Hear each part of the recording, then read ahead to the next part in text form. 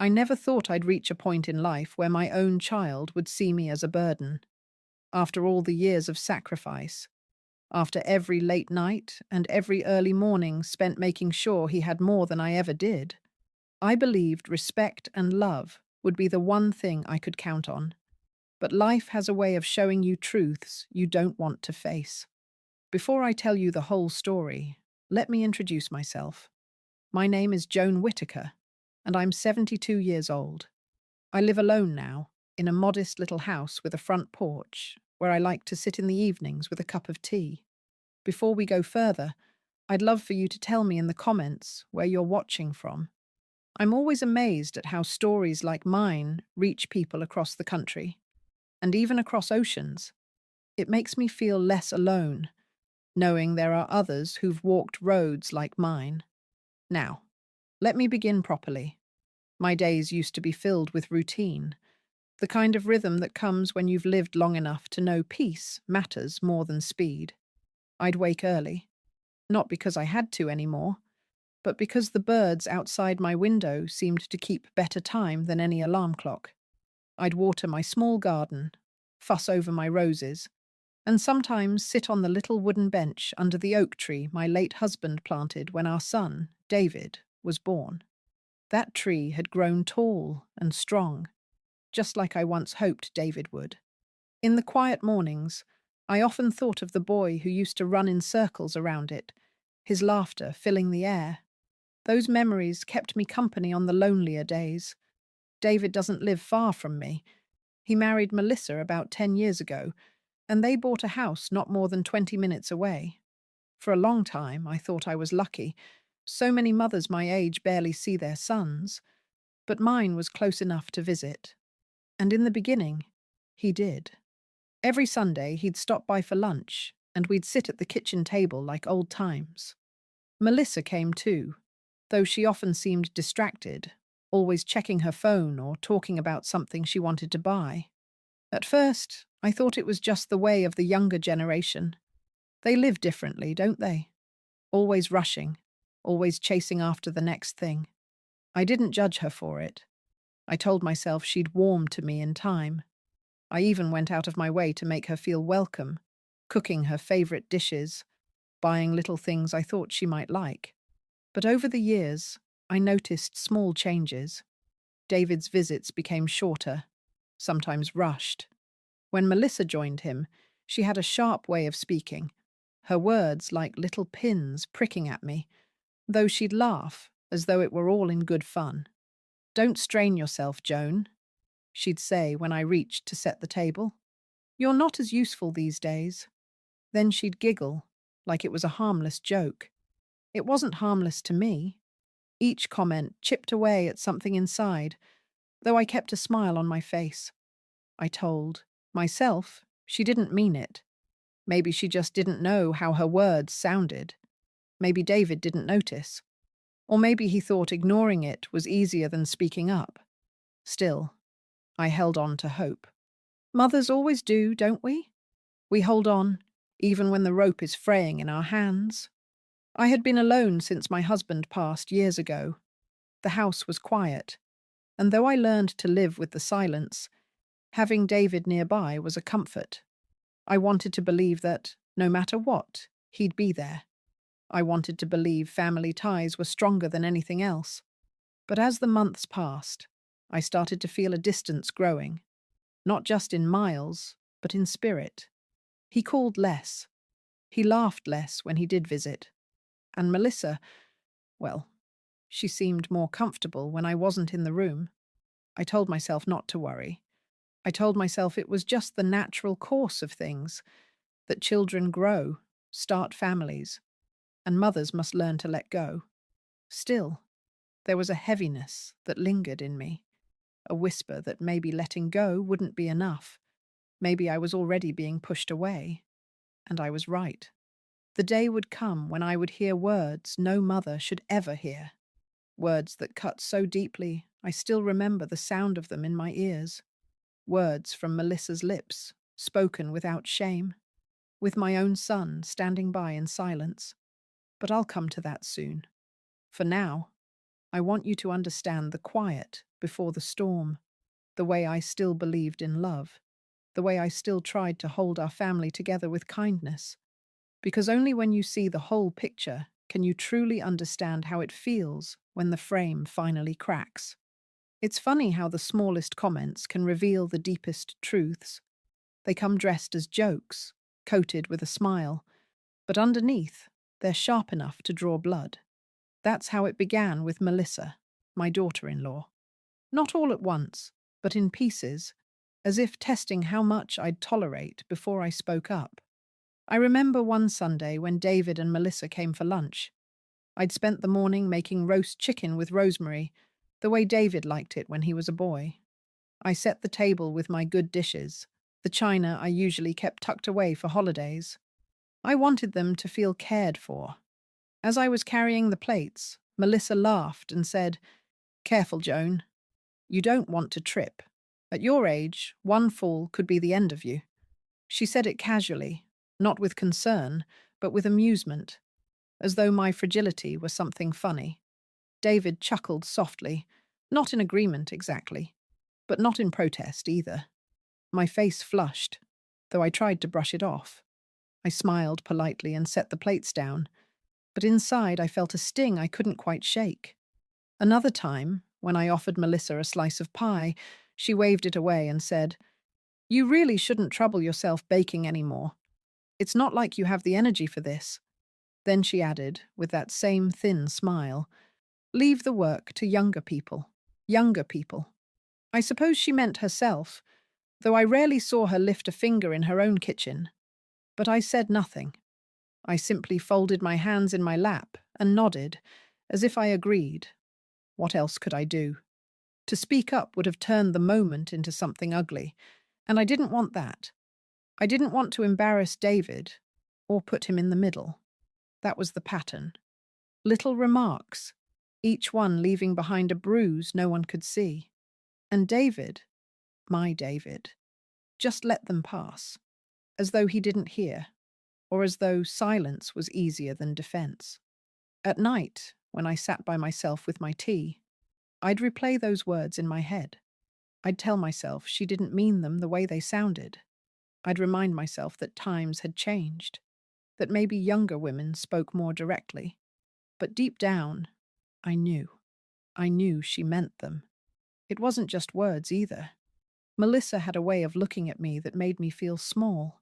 If I asked a question, her eyebrows would arch, as though she couldn't believe I didn't already know the answer. If I joined a conversation between her and David, she'd fall silent, waiting until I stopped speaking, and then start up again, as if I hadn't said anything at all. And slowly, I began to notice a shift in David. When it was just the two of us, he was still warm, still the boy I raised. But around Melissa, he grew quieter toward me, less affectionate, less present. It was as if he wanted to avoid conflict by fading into the background, even if it meant leaving me exposed to her barbs. The hardest part wasn't her words, it was his silence. A mother can take a lot of blows from the world if she knows her child stands beside her. But when your own child stands by while someone else chips away at you, it cuts far deeper than any insult ever could. One evening after they left, I sat in my chair by the window and thought about the years behind me. The long shifts at the diner, the nights I came home exhausted, but still helped David with his homework, the winters when the heat barely worked, and I bundled us both in blankets so he could stay warm. I thought about the way I'd clapped the loudest at his graduation, the way I'd tucked away a little money each month to help him buy his first car, and now here I was, treated like a fragile nuisance in my own home. Still, I held on to hope. Mothers always do. I told myself Melissa would soften with time. Maybe she didn't understand the value of respect yet. Maybe David would see it and put a stop to it. Maybe. But deep down, I had begun to sense it, the undercurrent of something darker. Melissa wasn't just careless with her words. She meant them. She believed them. And it was only a matter of time before she spoke the truth out loud, without disguise. That truth would come soon enough, and when it did, it would shatter something inside me I thought could never break. There are moments in life that brand themselves into your memory, no matter how much time passes. The sound of a newborn's first cry, the hush of a final goodbye, and sometimes words you wish you could unhear. For me, that moment came one quiet Saturday evening, over a dinner table that should have been filled with warmth, but instead left me cold all the way through. David had called earlier in the week, saying he and Melissa would stop by. I was glad. Lonely days blur together, and the thought of having company lifted my spirits. I spent the day preparing their favourite meal, pot roast with carrots and potatoes, just like my husband used to love. I even baked an apple cobbler, the smell of cinnamon filling the kitchen, hoping maybe it would soften Melissa's sharp edges. They arrived late, Melissa sweeping in with her designer purse slung over her arm, David trailing behind with that tired look I had begun to recognize. He kissed my cheek quickly before setting his phone on the table. Melissa didn't bother with a hug. She simply said, "Smells good in here," in a flat voice that carried more obligation than sincerity. Dinner began politely enough. We talked about the weather, about David's work, about Melissa's endless complaints regarding her neighbors. I tried to keep up, smiling where I could, though her words often slipped past me like smoke. Then, after dessert, the evening took a turn I'll never forget. I had gone into the kitchen to bring coffee to the table. The pot was heavy in my hands, and I moved slowly, steadying myself. As I walked back toward the dining room, I heard Melissa's voice, low, sharp, carrying that tone she used when she thought I wasn't listening. "She's a burden, David. Don't you see it? She's going to ruin us if we keep letting her lean on us." My heart stopped. I froze in the hallway, the coffee pot trembling in my grip.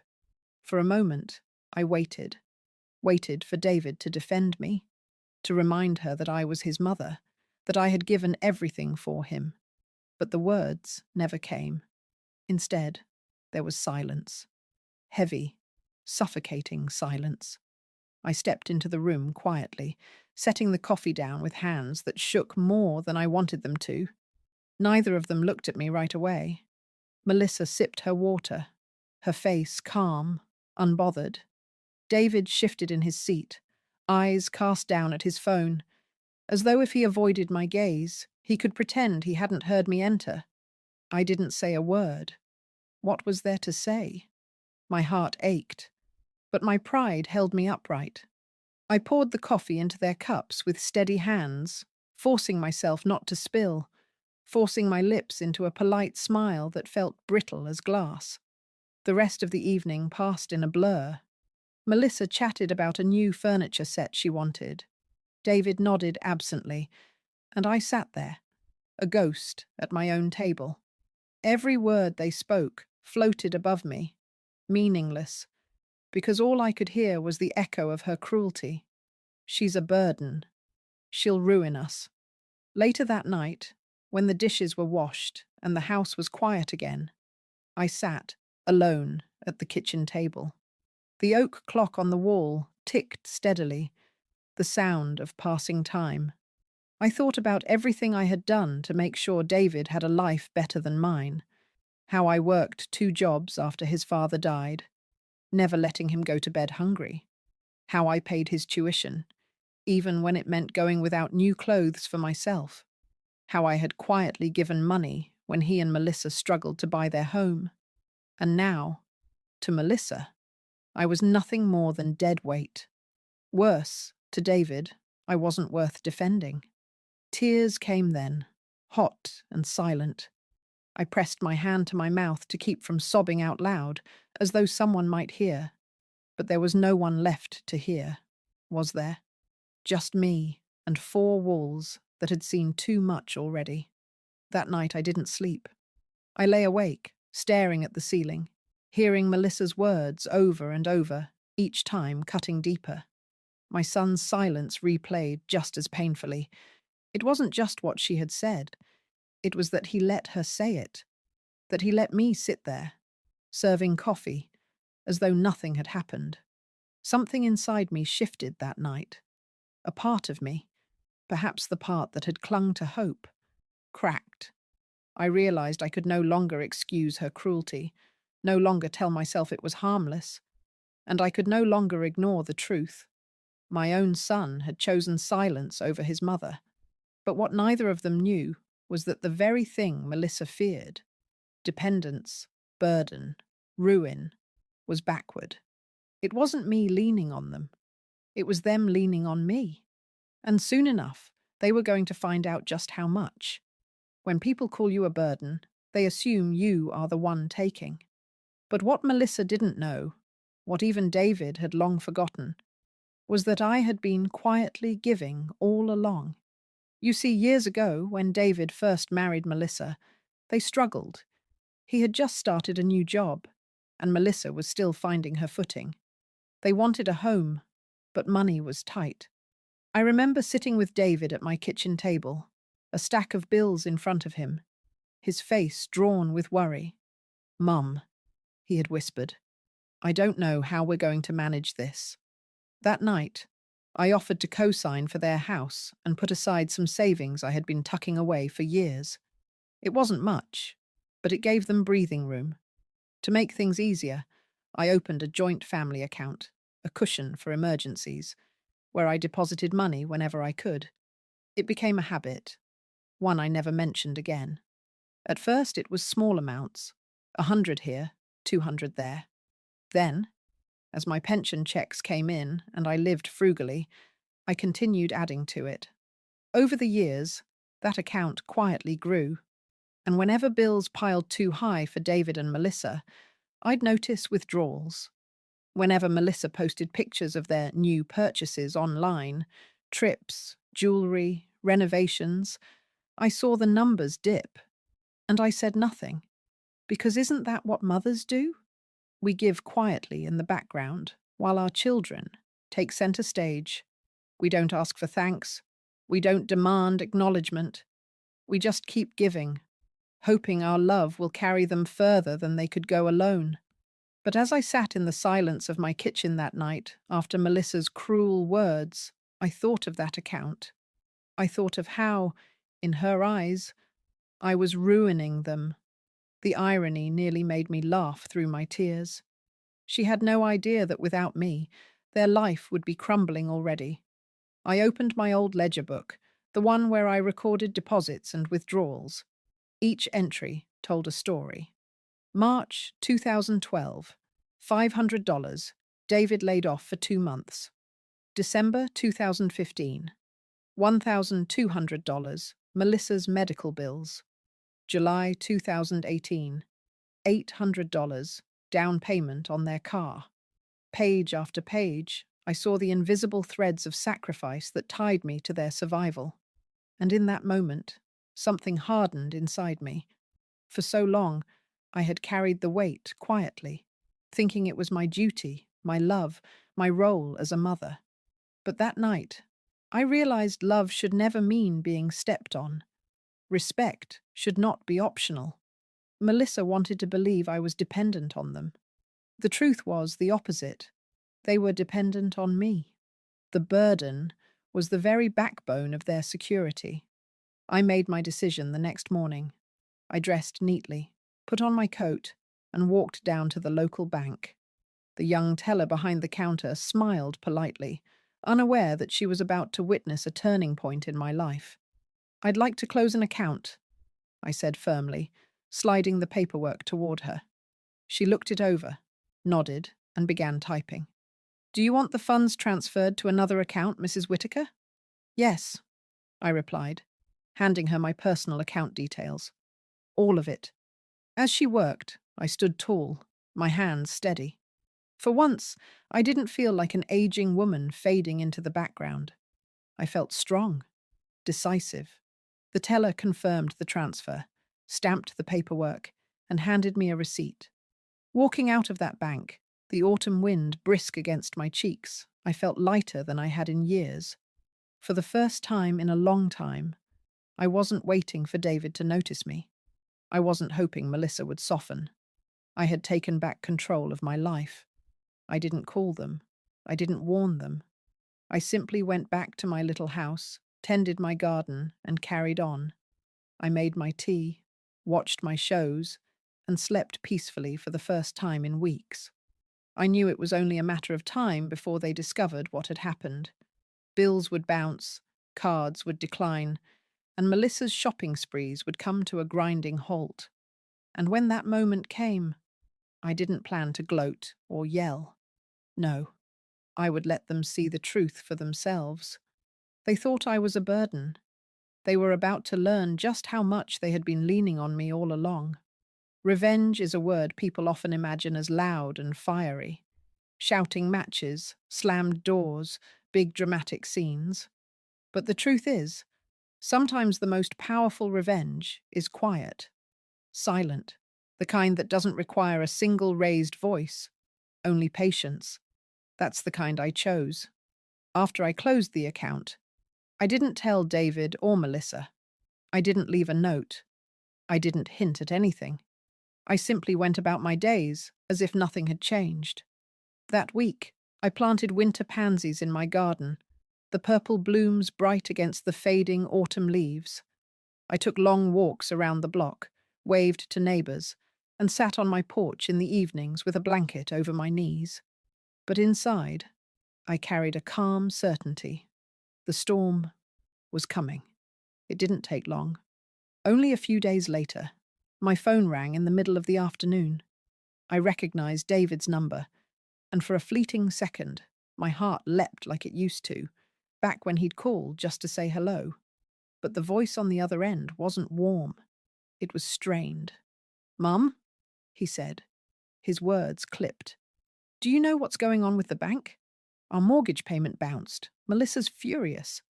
I held the phone steady, my voice even. "I'm not sure, David. Have you been keeping track of your expenses?" There was silence on the other end, followed by a frustrated sigh.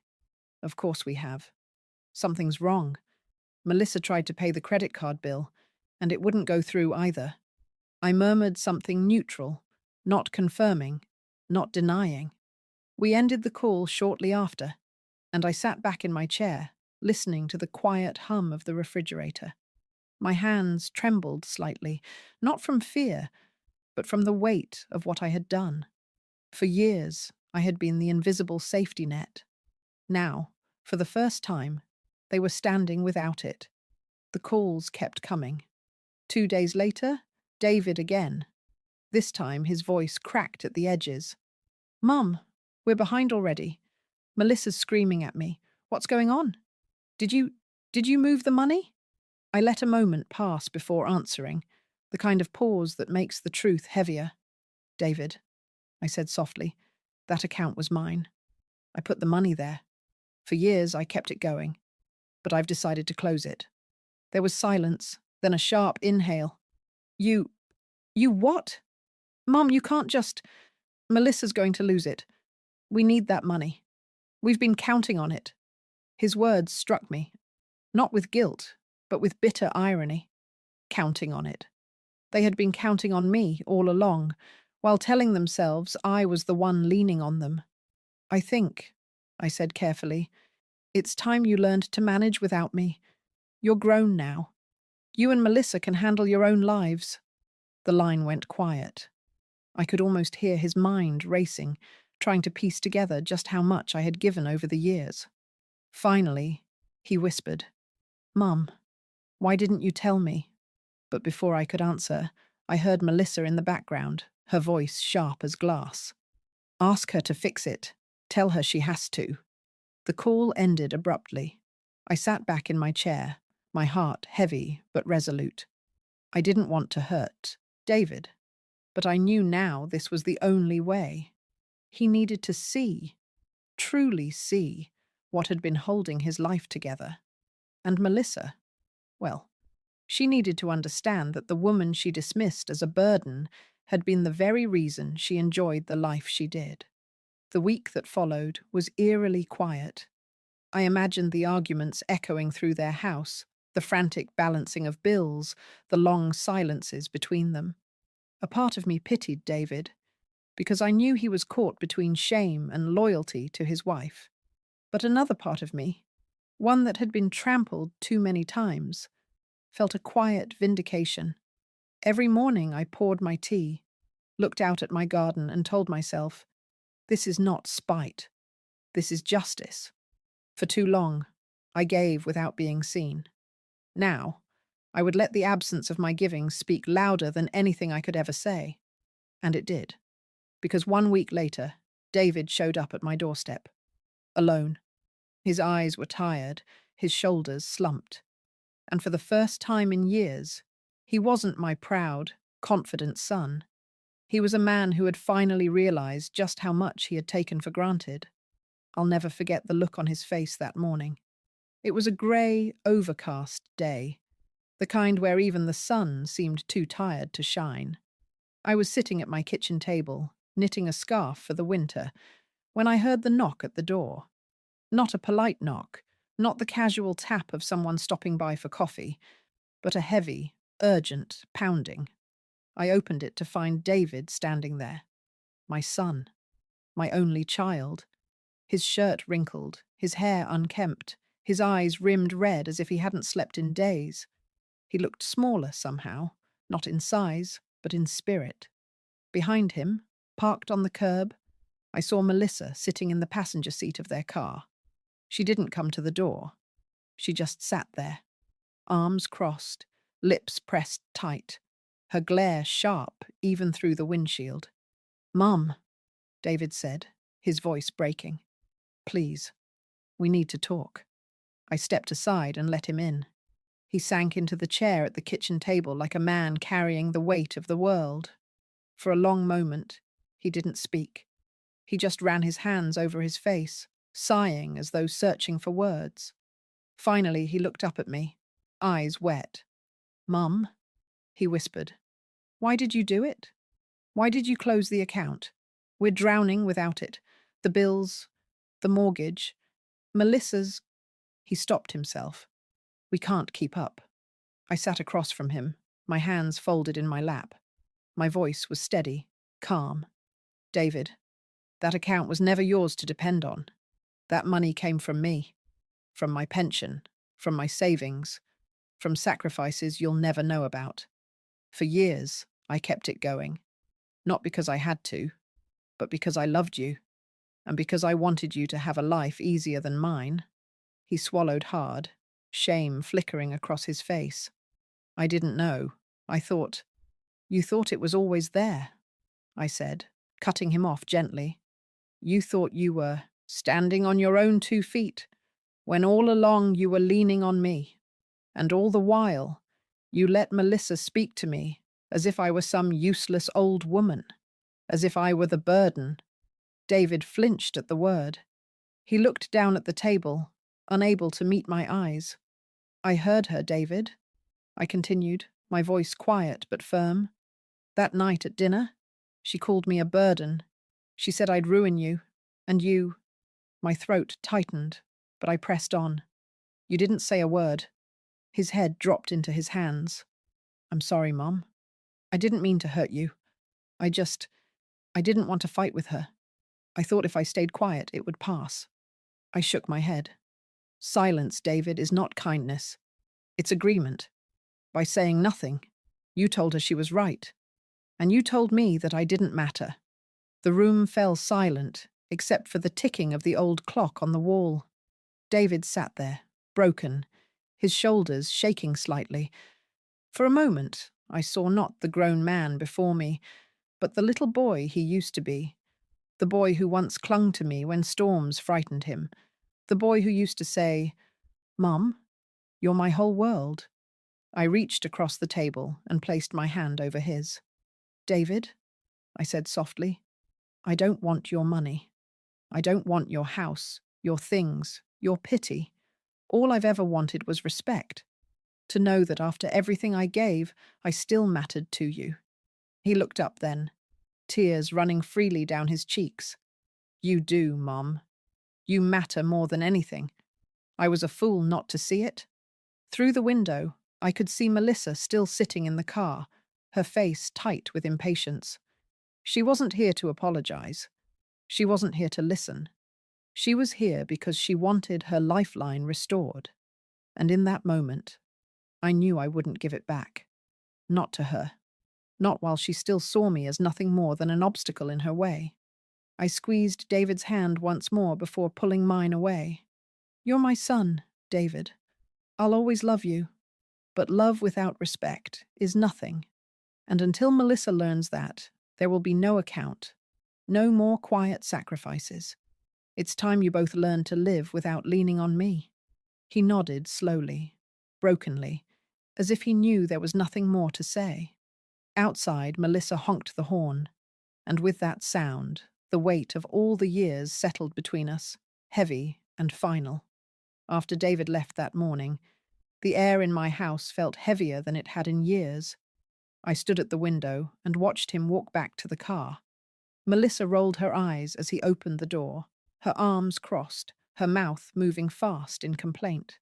He slid into the seat beside her, his shoulders slumped. And for a moment, he looked more like a scolded child than a grown man.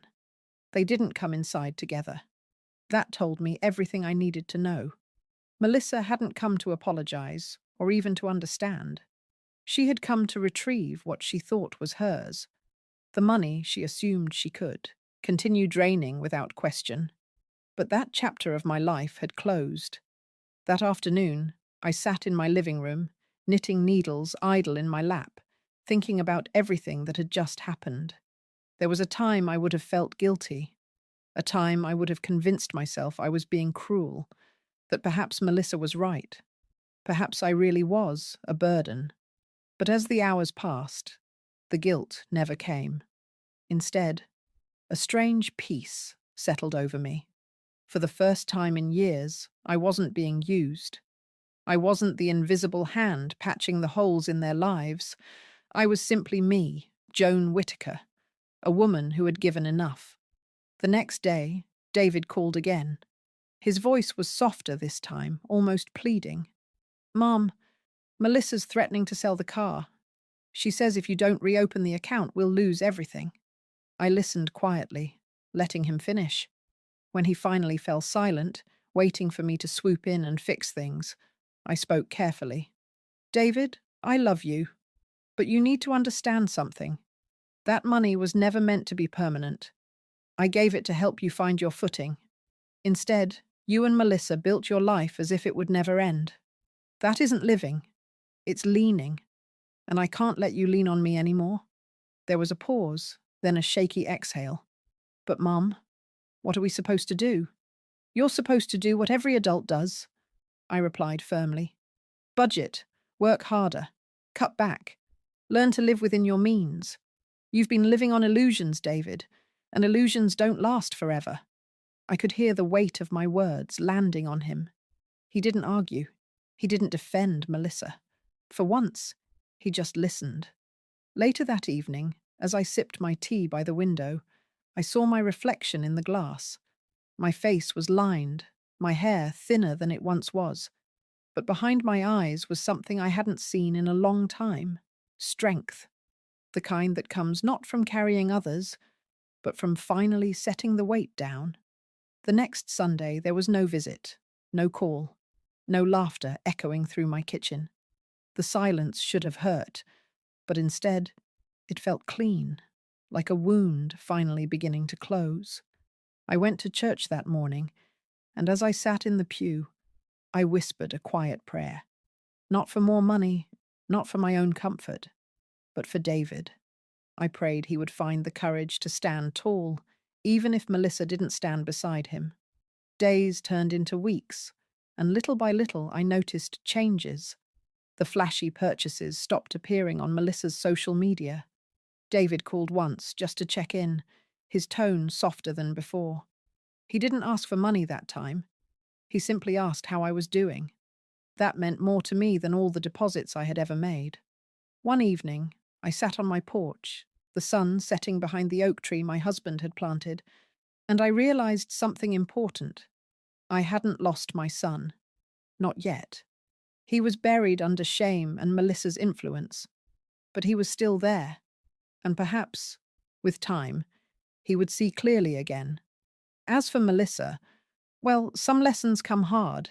She had wanted me gone, erased, dismissed, but instead, she learned the truth. The woman she called a burden was the very foundation beneath her feet, and when that foundation was pulled away, she had nothing to stand on. And me? I had finally remembered my own worth. Looking back now, I realize Melissa did me a strange sort of favor. By calling me a burden, she forced me to look at my life differently. She made me see that I wasn't weak, and I wasn't leaning on anyone. In truth, I had been the one holding everyone else up. For years, I gave without question, quietly patching their holes, quietly keeping their home afloat. And yet, the moment they forgot where that security came from, they treated me like a weight around their necks. But here's the lesson I want to leave with you, especially those of you watching who, like me, have lived long lives full of sacrifice. You are not a burden. Your worth is not measured in what you give or what you withhold. It is measured in the love, the history, and the strength you carry inside you. I don't know what the future holds for David and Melissa. Maybe one day they'll rebuild, maybe they'll fall apart. That's their journey now, not mine. As for me, I've chosen peace. My days are my own again. My porch, my garden, my quiet mornings, they belong to me. And there's freedom in that. So to those of you watching, remember this. Respect is worth more than money. Dignity is worth more than comfort. And sometimes, the bravest thing you can do is step back and let others face the weight of their own choices. Thank you for listening to my story.